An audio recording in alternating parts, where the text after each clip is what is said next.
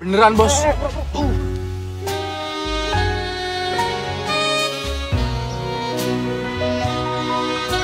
Anda mau ketemu aku yang ngomongin prom.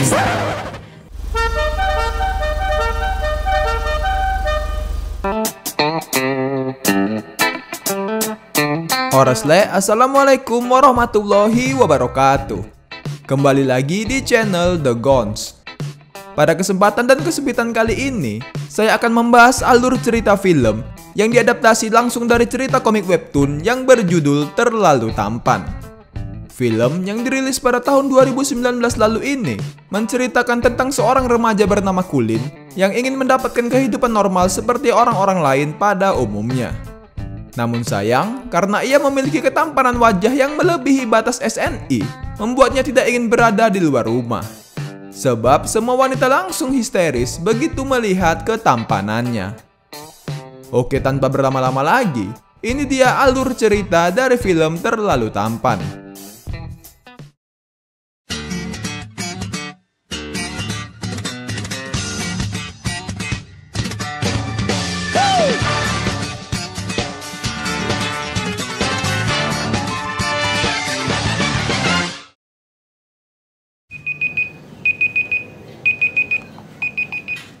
Di awal film, kita diperlihatkan oleh seorang remaja yang baru saja bangun dari tidurnya yang bernama Witing Tresno Jalaran Suko Kulino atau yang biasa dipanggil Mas Kulin. Kulin merupakan seorang anak terakhir dari sebuah keluarga yang terkenal akan ketampanannya. Ia memiliki ketampanan wajah yang dapat membuat para wanita yang melihatnya mengalami kejang-kejang, gangguan jiwa, muntaber, serta mimisan. Kulin sendiri memiliki seorang kakak bernama Okisena Helvin atau biasa dipanggil Mas Okis. Sama seperti Kulin, Mas Okis juga memiliki wajah yang cukup tampan. Ketampanan adik dan kakak ini didapatkan dari gen keluarga mereka, di mana pada saat masih muda dulu, ayah mereka yang bernama Archewell Johnson merupakan seorang playboy cap jempol kaki tiga pada masanya. Bahkan ia sampai mencetak rekor dengan memiliki sekitar 1.200 mantan yang saat ini ingin dikalahkan oleh Mas Okis. Tak hanya itu, saking tampannya keluarga mereka, ibu mereka yang bernama Jerbasuki Mawobea juga memiliki wajah yang tidak kalah tampan dengan yang lainnya. Setiap hari, Kulin hanya menghabiskan waktunya dengan berada di dalam rumah saja. Walaupun tidak memiliki teman, tetapi untungnya ia masih memiliki seekor ikan bernama Anto yang selalu menjadi teman curhat sekaligus teman mainnya. Hah? Oke, gue nggak lihat. Tentu saja melihat hal ini membuat kakak dan kedua orang tuanya merasa khawatir. Sebab mereka takut Kulin tidak dapat bersosialisasi dan tidak dapat beradaptasi dengan dunia luar. Berbagai cara sudah mereka lakukan untuk membujuk Kulin agar mau main keluar rumah. Tetapi sayangnya, bujukan mereka tidak pernah dapat meluluhkan hati Kulin. Hingga akhirnya, mereka menyusun sebuah rencana agar Kulin mau bermain keluar rumah kembali. Ayah dan ibu mereka berpura-pura bahwa saat ini kondisi keuangan keluarga mereka sedang tidak bagus. Hal ini membuat mereka berpikir untuk merubah pendidikan Kulin yang tadinya homeschooling menjadi sekolah reguler. Mendengar hal ini, membuat Kulin menjadi merasa cukup bersalah. Keesokan harinya, sesuai dugaan, rencana yang mereka jalankan tadi malam ternyata dapat meluluhkan hati Kulin. Kulin yang terlihat bersedih, meminta maaf kepada kedua orang tuanya dan mengatakan bahwa ia berkenan untuk dipindahkan ke sekolah reguler.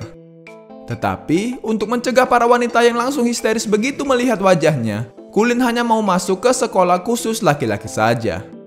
Karena merasa begitu senang, keluarga Kulin lalu merayakannya dengan memakan nasi tumpeng dan berfoto bersama. Singkat cerita, Kulin pun pindah ke sebuah sekolah yang bernama SMA Horizon. Tak lupa, ia mengenakan sebuah helm sebagai antisipasi dari ketampanannya itu. Baru saja sampai di kelas, ia langsung ditegur oleh ketua geng Tiga Tak yang bernama Sidi. Di mana geng Tiga Tak ini adalah semacam murid preman di sekolah tersebut. Sidi yang berkuasa di kelas itu memerintahkan Kulin untuk pindah karena ia telah menduduki kursi miliknya. Ketika pelajaran akan dimulai, seorang guru wanita yang melihat Kulin memakai helm memintanya untuk melepaskan helm tersebut. Kalau kamu nggak buka helm, saya lapor ke sekolah. 3.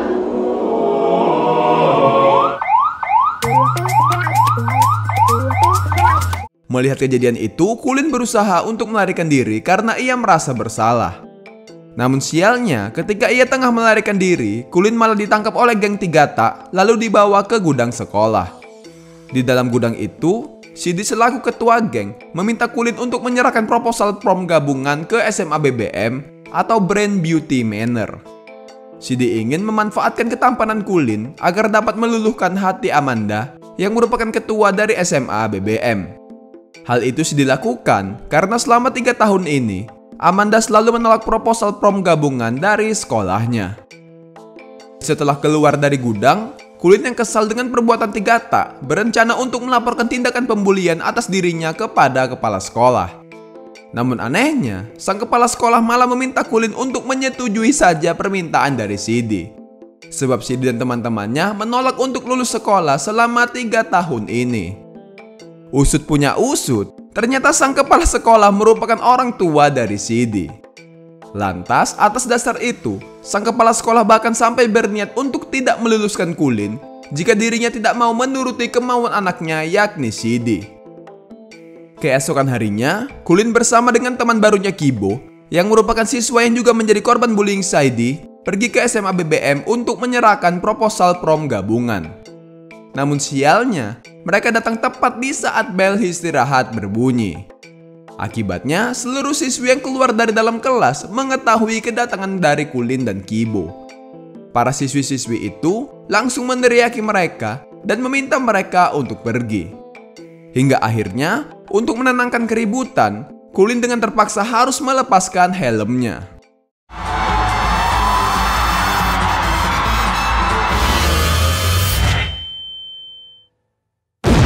BBM tidak sadarkan diri dan terpaksa dilarikan ke rumah. Ratusan lainnya mengalami cedera dan syok ringan. Kemudian tersebarlah berita tentang kerasukan massal di sekolah tersebut yang diakibatkan oleh ketampanan Kulin. Jahatnya, kejadian itu malah justru dimanfaatkan oleh keluarga Kulin untuk membuat event yang bernama Tur Kehidupan dari seorang Kulin dan mendapatkan uang dari sana. Kulin yang mengetahui jika keluarganya telah memanfaatkan dirinya merasa begitu sedih sekaligus kecewa. Sebab ia merasa keluarga yang sangat ia percayai telah mengkhianati dirinya hanya karena uang. Kemudian Kulin yang kembali dikejar oleh para wanita melarikan diri ke atap sebuah gedung. Di atas gedung, ia bertemu dengan seorang wanita yang memakai seragam SMA BBM. Namun, wanita tersebut sama sekali tidak terpengaruh dengan efek ketampanan Kulin seperti wanita-wanita yang lain. Saat Kulin ingin berkenalan, wanita itu langsung pergi tanpa memperdulikannya. Hal ini membuat detak jantung Kulin berdebar-debar. Sebab untuk pertama kalinya, akhirnya ia bertemu dengan seorang wanita yang bersikap normal terhadap dirinya. Kulin yang masih marah terhadap keluarganya memutuskan untuk menginap di rumah Kibo. Di rumah, Kibo hanya tinggal berdua dengan neneknya saja. Di keesokan paginya, Kulin bercerita kepada Kibo perihal seorang wanita yang ia temui di atas gedung tadi malam. Ia mengatakan bahwa wanita tersebut menggunakan seragam SMA BBM.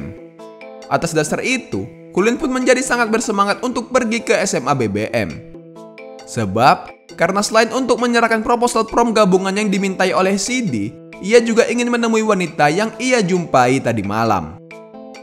Di sisi lain, Amanda yang sedang dilukis tiba-tiba didatangi oleh seorang siswi yang terlihat lemah dan tidak berdaya setelah menyaksikan ketampanan Kulin.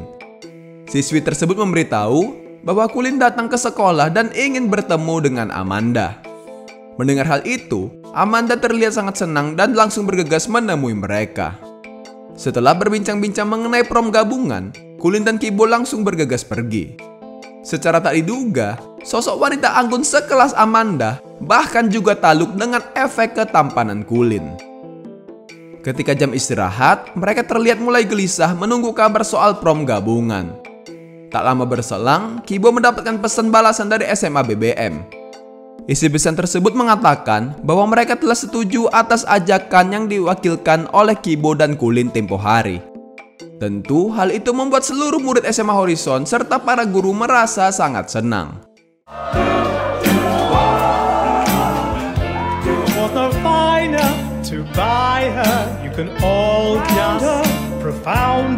could her smile not be? It took me hours when flowers is a sin. Nothing that I would not do. Hari demi hari, seiring berjalannya waktu, persahabatan Kulin dan Kibo menjadi semakin dekat. Hingga suatu hari, Kibo mengajak Kulin untuk bermain futsal dan berencana untuk mengenalkan dirinya dengan wanita yang disukai oleh Kibo. Saat bermain futsal, banyak sekali penggemar wanita yang ingin melihat ketampanan dari Kulin. Secara tak diduga, ternyata keringat Kulin bahkan dapat membuat seseorang menjadi tampan.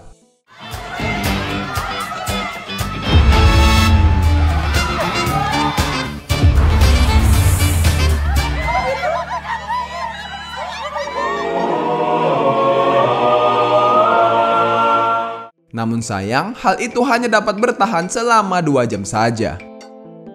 Seusai bermain futsal, Kulin mendatangi sebuah warung yang berada di dekat lapangan tersebut.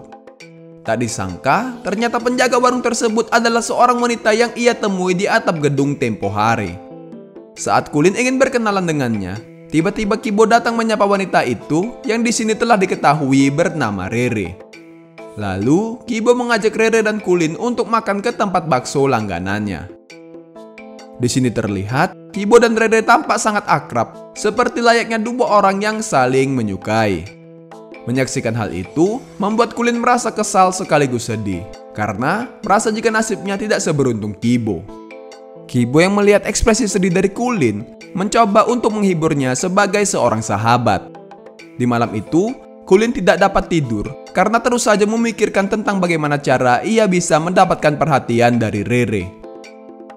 Keesokan harinya, Kulin yang kemarahannya sudah mulai mereda, mengajak kakaknya yakni Mas Okis untuk bertemu di sebuah kafe. Ia meminta saran tentang bagaimana cara agar ia bisa mendapatkan perhatian dari seorang wanita. Kemudian, sembari belanja di sebuah mall, Mas Okis memberikan tips-tips untuk mendapatkan perhatian wanita kepada Kulin. Mas Okis mengatakan bahwa Kulin harus mengetahui beberapa hal yang disukai oleh seorang wanita tersebut. Mulai dari makanan kesukaan, benda kesukaan, bahkan sampai zodiaknya. Mas Okis juga memberikan sebuah buku karangannya yang berjudul 1001 Cara untuk Melakukan PDKT demi bisa membantu Kulin. Lalu, semua tips yang sudah diberikan oleh Mas Okis satu persatu telah dilakukan Kulin. Tetapi sayangnya, hal itu malah justru membuatnya semakin yakin bahwa Kibo dan Rere saling menyukai. Kibo yang melihat kegelisahan Kulin berencana mengajak Kulin ke tempat karaoke bersama dengan Rere besok malam. Ini juga sekaligus merupakan bentuk perayaan karena nilai ujian Kibo telah mengalami peningkatan. Keesokan harinya, pada saat jam olahraga, Amanda datang ke sekolah SMA Horizon. Beneran, Bos.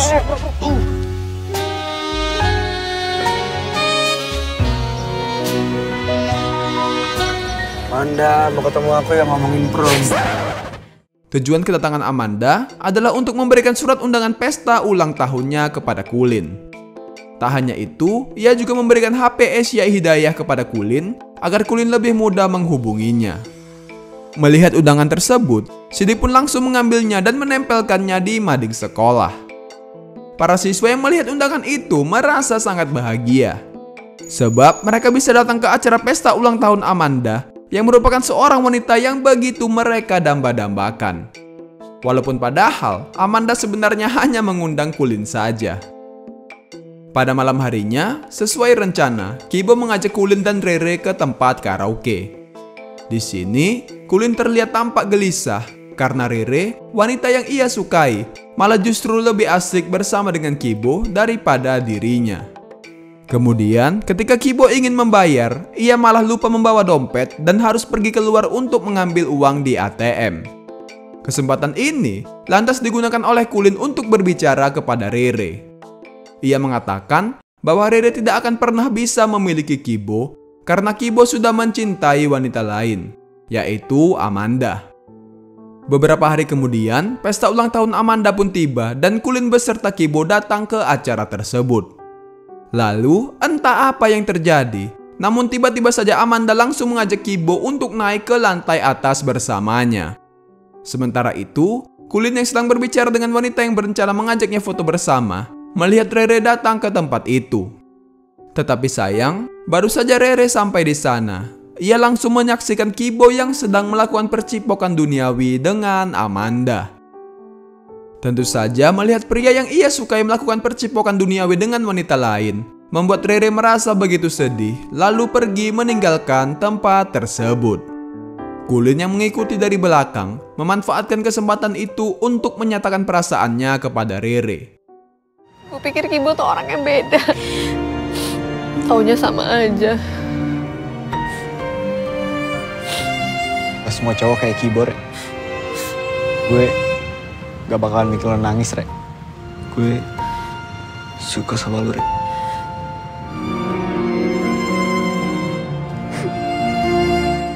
Sayang, Rere malah menolak perasaan dari Kulin dan hanya bisa menganggapnya sebagai teman saja. Di tempat lain, Shidi yang sebelumnya juga melihat Kibo melakukan percipokan duniawi dengan Amanda merasa begitu marah dan langsung menghajar Kibo habis-habisan hingga membuatnya babak belur. Ternyata semua keributan itu adalah rencana dari Kulin. Ia berjanji akan menjadi pasangan Amanda dalam acara prom gabungan nanti jika Amanda mau mencium Kibo. Dengan harapan, Rere yang merasa sakit hati melihat kedekatan antara Kibo dengan Amanda akan menerima Kulin menjadi pacarnya. Tetapi sayang, kenyataannya tidaklah demikian. Setelah kejadian itu, Kulin merasa tidak tenang. Ia selalu dihantui oleh perasaan bersalah karena sudah membuat sahabatnya terluka. Hingga sampai pada akhirnya, Kulin memberanikan diri untuk mengakui semua perbuatan jahatnya kepada Kibo. Mendengar pernyataan itu, tentu saja membuat Kibo merasa sangat kecewa kepada Kulin. Sebab, orang yang sudah dianggapnya sebagai sahabat dekat malah justru mengkhianatinya. Akhirnya, Kibo yang merasa sangat marah langsung mengusir Kulin dari rumahnya. Kulin yang berjalan di tengah derasnya hujan dengan terpaksa harus kembali ke rumah orang tuanya. Sesampainya di rumah, Kulin pun disambut oleh keluarganya yang cemas dengan keadaan Kulin yang datang dengan keadaan basah kuyup seperti itu. Setelah kejadian tersebut, Kulin pun bersekolah dengan suasana hati yang begitu hampa. Ia yang sebelumnya menjalani hari-hari yang menyenangkan bersama dengan Kibo, kini merasa sangat kesepian tanpa kehadiran dari sahabatnya itu. Bahkan, pada saat makan malam dengan keluarganya, Kulin tetap tidak bisa kembali ceria seperti dulu lagi, walaupun sudah dihibur oleh masokis. Di dalam kamar, ibunya yang merasa khawatir dengan keadaan Kulin mencoba untuk menasehatinya dan mengembalikan moodnya. Ibunya mengatakan bahwa walaupun dunia ini memiliki banyak cara untuk membuat Kulin sakit hati, tetapi meski begitu, dunia juga memiliki banyak hal dan orang-orang yang bisa membuat dirinya jatuh cinta. Sembari mendengarkan nasihat dari sang ibu, Kulin kembali teringat akan momen-momen menyenangkan yang sudah ia lewati bersama dengan Kibo dan juga Rere. Pagi harinya, Kulin yang bermain basket dengan ayahnya terlihat sudah mulai ceria kembali. Seusai bermain basket, ayahnya menasihati Kulin bahwa bukan ketampananlah yang selalu membuat wanita jatuh cinta, namun sikap kitalah yang akan membuat seorang wanita mencintai kita. Seusai mendengarkan nasihat itu, Kulin langsung bergegas menemui Rere di warungnya.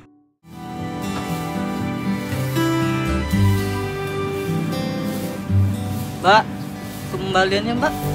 Lalu Kulin juga pergi menemui Kibo di rumahnya untuk meminta maaf. Sayang, Kibo yang masih marah kepada Kulin tampak tidak ingin bertemu dengan dirinya. Tetapi Kulin tidak menyerah dan terus berusaha untuk berbicara dengan Kibo. Hingga pada akhirnya, Kibo yang awalnya merasa gengsi, akhirnya mengakui bahwa ia sangat menyukai Rere. Tanpa disangka, ternyata percakapan mereka didengarkan oleh Rere yang membuatnya merasa begitu senang. Lalu tibalah acara prom gabungan antara SMA Horizon, yakni sekolah Kulin dan Kibo, dengan SMA BBM, yakni sekolah Rere dan Amanda. Di momen ini, akhirnya Kulin menyadari bahwa ia juga bisa ikut merasakan sebuah kebahagiaan ketika ia mampu mengikhlaskan orang yang dicintainya bahagia bersama dengan orang yang tepat. Di penghujung cerita, ketika Kulin dan Amanda akan dinobatkan sebagai raja dan ratu sekolah, Kulin melihat seorang wanita yang mengatakan jika wajahnya biasa-biasa saja dan tidak setampan seperti yang dibicarakan oleh orang-orang. Seketika itu juga, detak jantung Kulin kembali berdebar-debar seperti saat pertama kali ia bertemu dengan Rere. Lalu film pun berakhir tanpa kita ketahui siapa wanita yang mampu membuat Kulin jatuh hati itu. Oke, mungkin itu saja untuk pembahasan film kita kali ini. Mohon maaf jika terdapat banyak kesalahan dalam proses penceritaan saya. Terima kasih telah menonton. Assalamualaikum warahmatullahi wabarakatuh.